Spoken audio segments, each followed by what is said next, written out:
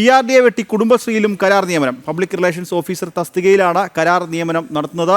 PRDയിൽ നിന്ന് ഉദ്യോഗസ്ഥരെ നിയമിക്കണം എന്ന കുടുംബശ്രീ എക്സിക്യൂട്ടീവ് ഡയറക്ടറുടെ ആവശ്യവും അംഗീകരിച്ചില്ല. സ്വന്തക്കാരെ PRO ആയി നിയമിക്കാനുള്ള നീക്കമാണ് ഇതിന് പിന്നിലെന്നാണ് ആക്ഷേപം. ജനം ബ്രേക്കിംഗ്. വാർത്തയുടെ വിവരങ്ങളുമായി ആർ രാജീവ് ചേരുന്നുണ്ട്. രാജീവ്, PRDA ഈ കുടുംബശ്രീയിലും വെട്ടിക്കൊണ്ട് കരാർ നിയമനം നടത്താൻ സർക്കാർ ഒരുങ്ങുകയാണല്ലേ? എങ്കിൽ എല്ലാ വകുപ്പുകളിലും കരാർ നിയമനങ്ങളുമായി സംസ്ഥാന സർക്കാർ മുന്നോട്ട് പോവുകയാണ്. ഇതിൻ്റെ ഭാഗമായാണ് ഇപ്പോൾ കുടുംബശ്രീയിലും പുതിയ കരാർ നിയമനത്തിലേക്ക് കാര്യങ്ങൾ പോകുന്നത്. അതും PRDയെ വെട്ടിക്കൊണ്ടാണ് ഇത്തരമൊരു കരാർ നിയമനം നടത്തുന്നത് എന്നതാണ് ഏറ്റവും പ്രധാനപ്പെട്ട ഒരു കാര്യം. കുടുംബശ്രീയുടെ പബ്ലിക് റിലേഷൻ പ്രവർത്തനങ്ങൾ ഏകോപിപ്പിക്കുന്നതിനും അതുപോലെ തന്നെ സോഷ്യൽ മീഡിയ പ്രവർത്തനങ്ങൾ വിപുലീകരിക്കുന്നതിനുമായി ആണ് ഇത്തരമൊരു തസ്തിക വേണമെന്ന് ആവശ്യപ്പെട്ടുകൊണ്ട് കുടുംബശ്രീ എക്സിക്യൂട്ടീവ് ഡയറക്ടർ സർക്കാരിന് കത്ത് നൽകിയത്.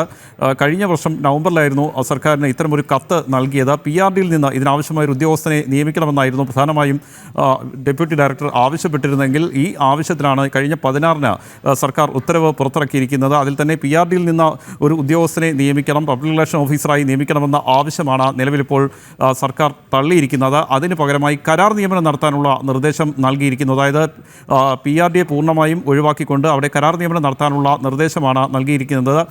കുടുംബശ്രീ എക്സിക്യൂട്ടീവ് ഡയറക്ടറുടെ ആവശ്യം പോലും തള്ളിക്കൊണ്ടാണ് ഇത്തരമൊരു നിർദ്ദേശത്തിലേക്ക് സർക്കാർ എത്തിയിരിക്കുന്നത്. ഇനി ചുരുങ്ങിയ മാസങ്ങൾ മാത്രമാണ് സർക്കാരിന് കാലാവധി അവസാനിക്കാനായി ശേഷിക്കുന്നത്. ഈ കാലാവധിക്കുള്ളിൽ സ്വന്തക്കാരെ പരമാവധി വകുപ്പുകളിൽ തിരികെ കയറ്റാനുള്ള നീക്കം സംസ്ഥാന സർക്കാരിൻ്റെ ഭാഗത്തു നിന്ന് ഉണ്ടാകുന്നുണ്ട്. ഇതിൻ്റെ ഭാഗമായി തന്നെ ഇതിനെയും കാണേണ്ടി വരും. അതായത് PRDയിൽ നിന്ന് നിയമനം നടത്തണമെന്ന് കുടുംബശ്രീ ഡയറക്ടർ ആവശ്യപ്പെടുമ്പോഴാണ് ആ ആവശ്യം നിരാകരിച്ചുകൊണ്ട് കരാർ നിയമനം നിങ്ങൾ നടത്തിക്കോളൂ എന്ന് നിലവിൽ സർക്കാർ ഉത്തരവിറക്കി തന്നെ വ്യക്തമാക്കുന്നത്. നേരത്തെയും വിവിധ വകുപ്പുകളിൽ വ്യാപകമായി തന്നെ സംസ്ഥാന സർക്കാർ കരാർ നിയമനം നടത്തിയിരുന്നു. മാത്രമല്ല മുഖ്യമന്ത്രിയുടെ സാമൂഹ്യ മാധ്യമ പേജുകൾ പരിപാലിക്കുന്നതും കരാർ അടിസ്ഥാനത്തിൽ നിയമനം ലഭിച്ചവരാണ്.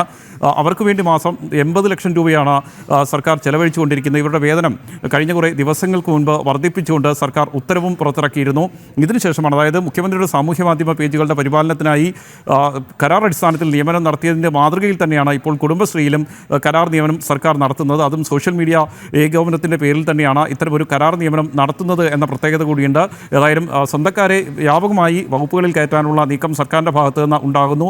ഇതിൻ്റെ ഭാഗമായി തന്നെയാണ് ഇത്തരത്തിലുള്ള നീക്കങ്ങൾ നടക്കുന്നത്. PSCയെ പോലും നോക്കുകുത്തിയാക്കിക്കൊണ്ട്, എംപ്ലോയ്മെൻറ്റ് എക്സ്ചേഞ്ചുകളേക്ക് നോക്കുകുത്തിയാക്കിക്കൊണ്ടാണ് ഇത്തരത്തിൽ കരാർ നിയമനങ്ങൾ സംസ്ഥാനത്ത് യഥേഷ്ടം ഇങ്ങനെ തുറന്നുകൊണ്ടിരിക്കുന്നത്. നിഖിൽ, രാജീവ്, ഒപ്പം തന്നെ അതായത് ഈ ഒരു സർക്കാർ പലപ്പോഴായി സർക്കാരിൻ്റെ ഈ ഒരു മുഖം മിനുക്കുന്നതിന് അല്ലെങ്കിൽ ഈ ഒരു മാധ്യമങ്ങളിലൊക്കെ സർക്കാരുമായി ബന്ധപ്പെട്ട കാര്യങ്ങൾ പബ്ലിഷ് ചെയ്യും. ഇപ്പോൾ PRD മാറ്റി നിർത്തിക്കൊണ്ട് കോടികൾ ചിലവഴിക്കുന്നു. ഇപ്പോൾ സോഷ്യൽ മീഡിയയിൽ അടക്കം പ്രചരണം നടത്തുന്നതിന് വേണ്ടി കോടികൾ ചിലവഴിക്കുന്നു. സംസ്ഥാനം കടുത്ത സാമ്പത്തികമായി ബുദ്ധിമുട്ട് നേരിടുന്ന ഒരു സാഹചര്യത്തിലാണ് ഇങ്ങനെ നിരവധി വാർത്തകൾ കഴിഞ്ഞ കുറച്ച് നാളുകളായി നമ്മളടക്കം പുറത്തുവിട്ടിരുന്നു.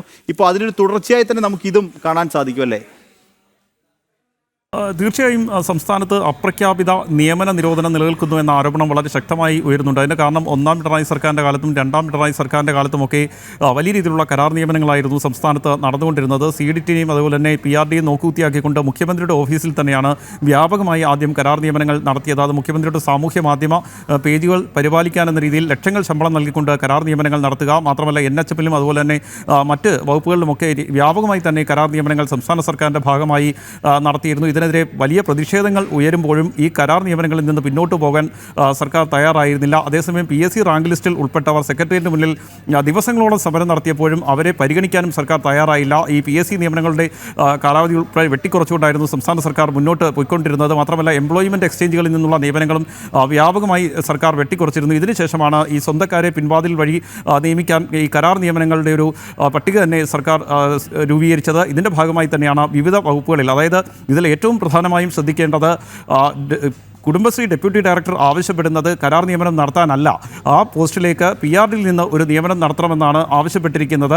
എന്നാൽ ആ പദവിയിലേക്കാണ് നിലവിൽ കരാർ നിയമനം നടത്താനുള്ള നിർദ്ദേശം സംസ്ഥാന സർക്കാർ നൽകുന്നത്. ഇത് തന്നെയാണ് മറ്റ് വകുപ്പുകളുടെ കാര്യമെടുത്താലും നമുക്ക് കാണാൻ കഴിയുന്നത്. അതായത് PSCയെ നോക്കുകുത്തിയാക്കിക്കൊണ്ട് മുന്നോട്ട് പോവുക, അതിന് പകരം സ്വന്തക്കാരെ പിൻവാതിൽ വഴി ഈ കരാർ അടിസ്ഥാനത്തിൽ നിയമിക്കുക, അതിനുശേഷം ഇവരുടെ കാലാവധി നീട്ടി നൽകുക. ഈ CDTലും മറ്റും 8-10 വർഷമായവർക്ക് പിന്നീട് കരാർ നീട്ടി നൽകുന്ന വാർത്ത നമ്മൾ തന്നെ പുറത്തുവിട്ടിരുന്നു. ഇതേപോലെ തന്നെയാണ് പല വകുപ്പുകളിലും ഇപ്പോൾ കാര്യങ്ങൾ മുന്നോട്ട് പോയിക്കൊണ്ടിരിക്കുന്നത്. CPMനൊപ്പം നിൽക്കുന്നവർക്ക് ഈ കരാർ നിയമനങ്ങൾ നൽകുകയും അതിനുശേഷം തുടർച്ചയായി കാലാവധി നീട്ടി നൽകുകയും ചെയ്യുകയാണ് സംസ്ഥാന സർക്കാർ. ശരി രാജീവ്, എന്തായാലും PRDയെ വെട്ടിക്കൊണ്ട് കുടുംബശ്രീയിലും കരാർ നിയമനത്തിന് സർക്കാർ ഒരുങ്ങുകയാണ്. പബ്ലിക് റിലേഷൻ ഓഫീസർ തസ്തികയിലാണ് കരാർ നിയമനം നടത്തുന്നത്. PRDയിൽ നിന്ന് ഉദ്യോഗസ്ഥനെ നിയമിക്കണം എന്ന കുടുംബശ്രീ എക്സിക്യൂട്ടീവ് ഡയറക്ടറുടെ ആവശ്യവും സർക്കാർ അംഗീകരിച്ചില്ല. സ്വന്തക്കാരെ PRO ആയി നിയമിക്കാനുള്ള നീക്കമാണ് ഇതിന് പിന്നിലെന്നാണ് ഉയർന്ന ആക്ഷേപം. വിവരങ്ങൾ നൽകുകയായിരുന്നു R. രാജീവ്.